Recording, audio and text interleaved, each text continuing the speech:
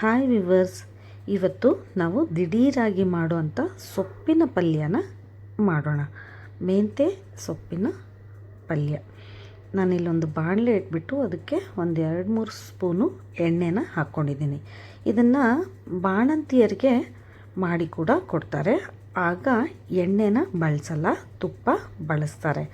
ಇಲ್ಲಿ ನಾನು 1 ಸ್ಪೂನಷ್ಟು ಜೀರಿಗೆ ಹಾಗೆ ಕರಿಬೇವಿನ ಸೊಪ್ಪನ್ನು ಹಾಕ್ಕೊಂಡಿದ್ದೀನಿ.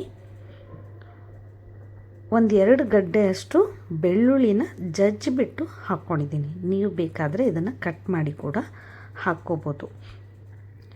ಈ ಬಾಣಂತಿಯರಿಗೆ ಮೆಂತ್ಯ ಸೊಪ್ಪನ್ನು ಹೇರಳವಾಗಿ ಕೊಡೋದ್ರಿಂದ ಅವರ ಆರೋಗ್ಯದಲ್ಲಿ ತುಂಬ ವೃದ್ಧಿಯಾಗತ್ತೆ, ಹಾಗೆ ಹಾಲಿನ ಪ್ರಮಾಣ ಕೂಡ ಹೆಚ್ಚಾಗುತ್ತೆ ಅಂತ ಕೂಡ ಹಿರಿಯರು ಹೇಳ್ತಾರೆ.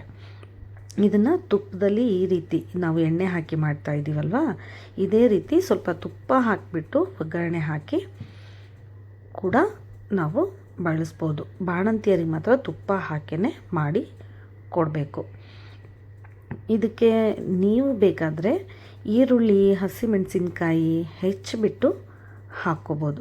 ಈ ಬೆಳ್ಳುಳ್ಳಿ ಎಲ್ಲ ಚೆನ್ನಾಗಿ ಈ ರೀತಿ ಫ್ರೈ ಆಗಬೇಕು.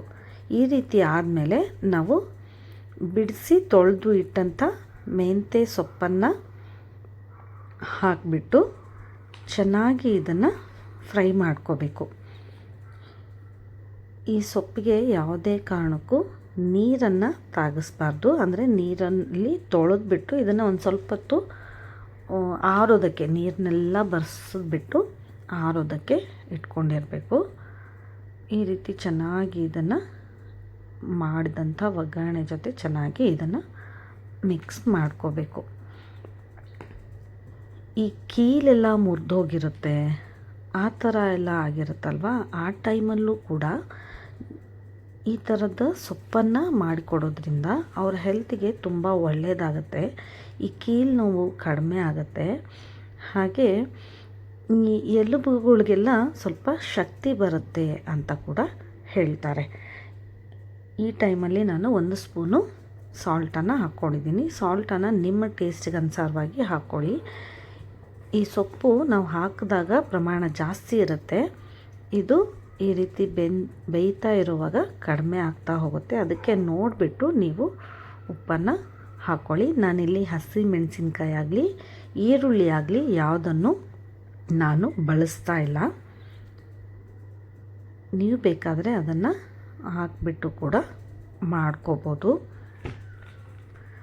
ಫ್ಲೇಮನ್ನು ಲೋ ಮಾಡಿ ಚೆನ್ನಾಗಿ ಒಂದು 5-6 ನಿಮಿಷ ಚೆನ್ನಾಗಿ ಇದೇ ರೀತಿ ಬೇಯಿಸ್ಕೋಬೇಕು. ಯಾವುದೇ ಕಾರಣಕ್ಕೂ ಲಿಡ್ಡನ್ನು ಕ್ಲೋಸ್ ಮಾಡಿ ಬೇಯಿಸ್ಕೋಬಾರ್ದು. ಇದೇ ರೀತಿಯೇ ಬೇಯಿಸ್ಕೋಬೇಕು. ಕೆಲವೊಬ್ಬರು ಲಿಡ್ಡನ್ನು ಕ್ಲೋಸ್ ಮಾಡಿ ಹಬೆಯಲ್ಲಿ ಬೇಯಿಸ್ಕೊಳ್ತಾರೆ. ಅದು ಅಷ್ಟು ಚೆನ್ನಾಗಿರಲ್ಲ. ಹಬೆಯಲ್ಲಿ ಬೇಯಿಸಿದಾಗ ಸ್ವಲ್ಪ ತಿನ್ನೋವಾಗ ಒಂಥರ ಸೊಪ್ಪಿನ ಅಂಶ ಹಾಗೆ ಇದ್ಬಿಡತ್ತೆ. ಹಾಗಾಗಿ ಇದೇ ರೀತಿ ಓಪನ್ ಪ್ಯಾನಲ್ಲೇ ಇದನ್ನು ಮಾಡ್ಕೋಬೇಕು. ನಾನು ಒಂದು ಅರ್ಧ ಟೀ ಸ್ಪೂನಷ್ಟು ಅರಿಶಿನ ಹಾಕಿ ಚೆನ್ನಾಗಿ ಇದನ್ನು ಮಿಕ್ಸ್ ಮಾಡ್ಕೊಳ್ತಾ ಇದ್ದೀನಿ. ಇದಕ್ಕೆ ಕೆಲವೊಬ್ಬರು ಜೀರಿಗೆ ಪುಡಿನ ಹಾಕ್ಕೊಳ್ತಾರೆ, ಸಾಸಿವೆ ಪುಡಿ ಕೂಡ ಹಾಕ್ಕೊಳ್ತಾರೆ. ಆದರೆ ನಾನಿಲ್ಲಿ ಜೀರಿಗೆನ ಡೈರೆಕ್ಟಾಗಿ ಬಳಸಿದ್ದೀನಿ. ಯಾವುದೇ ಪುಡಿಗಳನ್ನು ಕೂಡ ನಾನಿಲ್ಲಿ ಬಳಸಿಲ್ಲ. ಇಷ್ಟ ಆದರೆ ಆಯಿತು. ಇವತ್ತು ನಾನು ಇದನ್ನು ಚಪಾತಿ ಜೊತೆನೇ ಸರ್ವ್ ಮಾಡ್ತಾಯಿದ್ದೀನಿ. ಇದನ್ನು ರೊಟ್ಟಿ ಜೊತೆ ಹಾಗೆ ರೈಸ್ ಜೊತೆ ಕೂಡ ಬಳಸ್ಬೋದು. ರೊಟ್ಟಿ, ಚಪಾತಿ, ರೈಸು ಅಥವಾ ದೋಸೆ ಈ ಥರ ಯಾವುದಕ್ಕಾದರೂ ನೀವು ಸೈಡ್ ಡಿಶ್ಶಾಗಿ ಬಳಸ್ಕೋಬೋದು. ಇದು ಹೆಲ್ದಿ ಕೂಡ ಹೌದು, ಆರೋಗ್ಯಕ್ಕೆ ತುಂಬ ಒಳ್ಳೆಯದು. ಹಾಗೆ ಮಾಡುವಂಥ ಪ್ರೊಸೆಸ್ಸು ಕೂಡ ತುಂಬ ಹೊತ್ತು ಮಾಡಬೇಕು ಆ ಥರ ಏನೂ ಇಲ್ಲ. ಒಂದು 5-10 ನಿಮಿಷದಲ್ಲೇ ಆಗೋಗುತ್ತೆ. ಒಂದು ಸಾರಿ ಟ್ರೈ